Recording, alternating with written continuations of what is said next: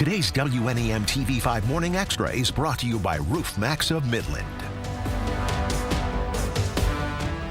Hello and happy Thanksgiving. Thanks so much for joining us live this morning for TV5 Morning Extra. I'm Christine Winter. I want to keep you updated. A lot happening weather-wise. Let's go right to First Alert meteorologist Matthew Mondro.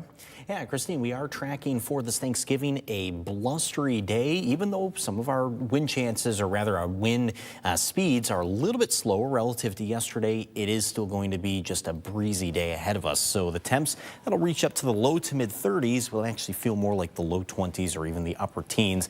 So definitely a cold day ahead for this Thanksgiving. You can see here some of these gusts are still up to about the 25 to 35 mile per hour range, and will pretty much hold that level as we go throughout the daytime. West-northwest wind for today as well. We've already passed the peak of the strongest gusts, which occurred yesterday evening and during the overnight. Now this morning, First Alert Pinpoint Doppler is showing that snow into our northern counties pretty heavy, especially between Rose City and Whittemore right now.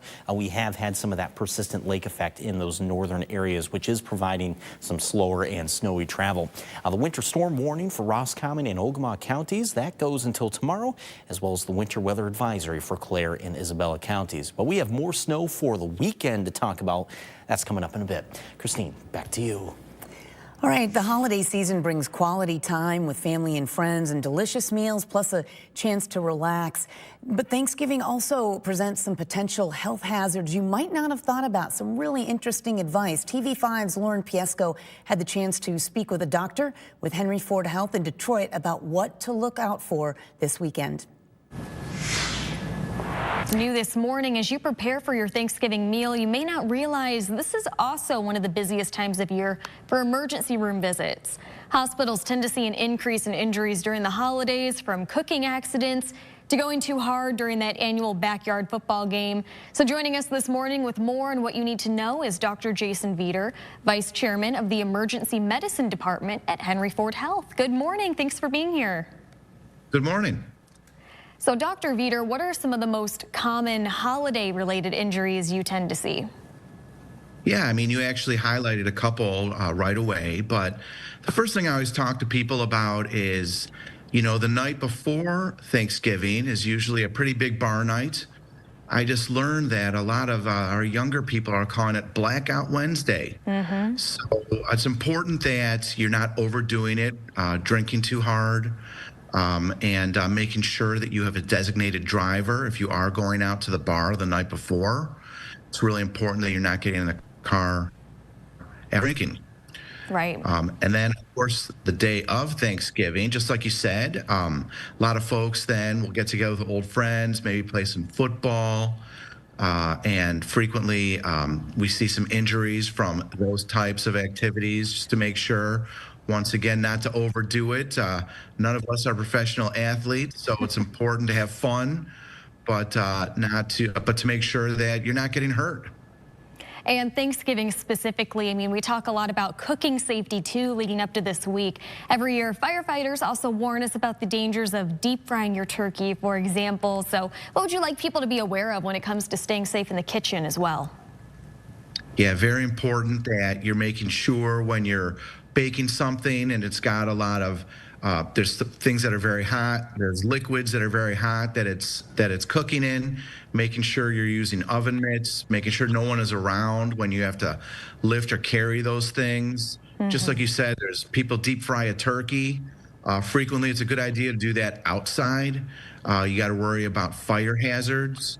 So it's, you know, once again, just taking those extra couple of minutes when you're dealing with things that are hot or dangerous to make sure you're not injuring yourself.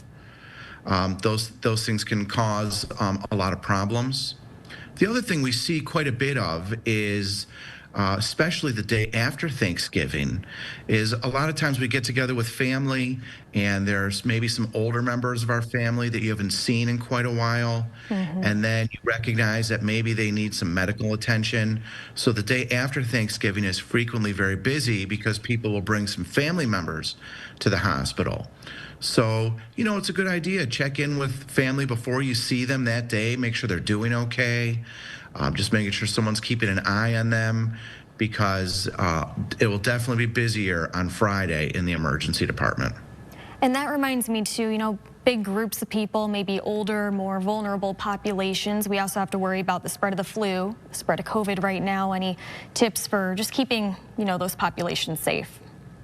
Yeah, that's a great question. We're seeing a really big increase in influenza right now, and specifically we're seeing a lot of influenza B. There are a couple different flavors of influenza. They all make you feel pretty crummy, and they're treated pretty much the same.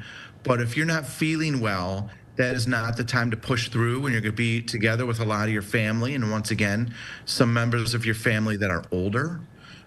If you are worried at all, I would, even though it kind of ruins your holiday, I would definitely stay home so that you're not exposing others to any sort of potential illness. And also, we talk about, I know it sounds kind of silly, but in these days, I really try to encourage people that when you're sitting at the Thanksgiving table, that's probably not the best time to hash out your political differences. Be amazed how many people come in after getting into a fight. So, it's family and we can all agree to disagree at times, but important not to get too excited at a meal and just to make sure you're trying to enjoy each other's company. Yeah, I think we can all agree, keep it civil at the dinner table. And going back to those emergency room visits, if someone does get a serious cut or burn when cooking their holiday meal and they have to head to the ER, what should they expect when they arrive there? Is there anything we can do to, be prepared at home, avoid those long wait lines at urgent care or the ER?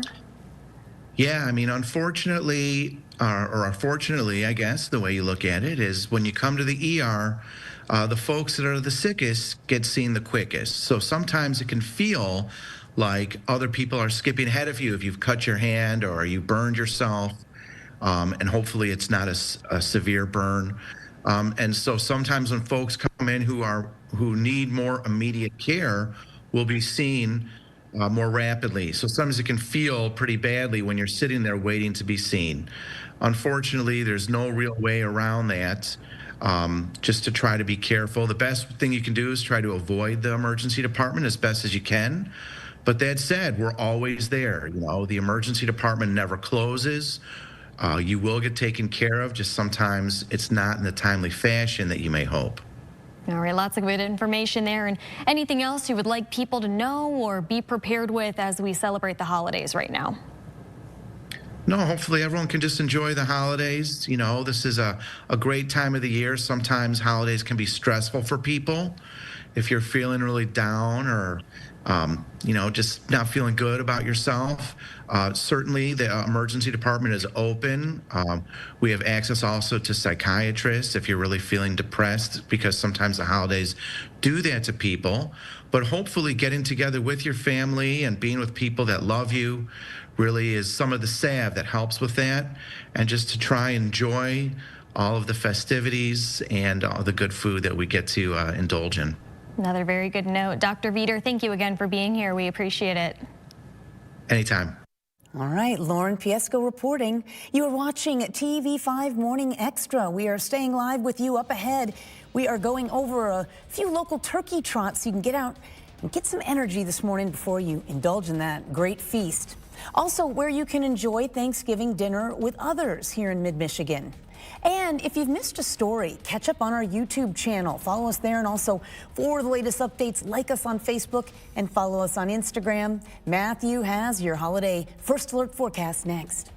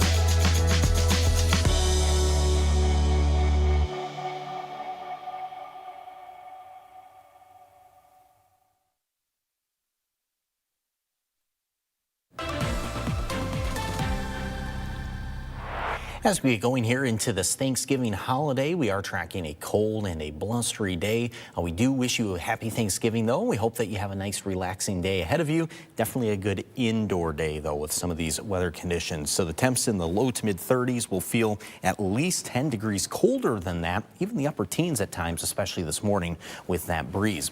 We've had some lake effect snow, especially into our northern areas here. First alert pinpoint Doppler picking up on some heavy snow right now around Rose City. We've seen that between Hale and Whittemore this morning too, and even around the Tawas Bay you've had some snow. So that's going to lead to some localized accumulations in those spots. That lake effect really going to add up, especially for some of our northwestern areas too. By tomorrow morning, about 6 to 12 inches in the Roscommon County and western Ogama County areas, about 2 to 5 for Rose City and West Branch. The remainder of mid-Michigan mostly a trace to 2 inches. We could have some 3 or 4 inch totals in the Thumb. That would mainly be near that north shore of the Thumb. These snow totals again by tomorrow morning, and these also include what fell yesterday evening and last night. So this is more of this entire lake effect total here for the next couple of days. Now really the next big thing from here though is the weekend. Everybody will be seeing a widespread accumulating snowfall. First alert weather days are looking likely as of this point too.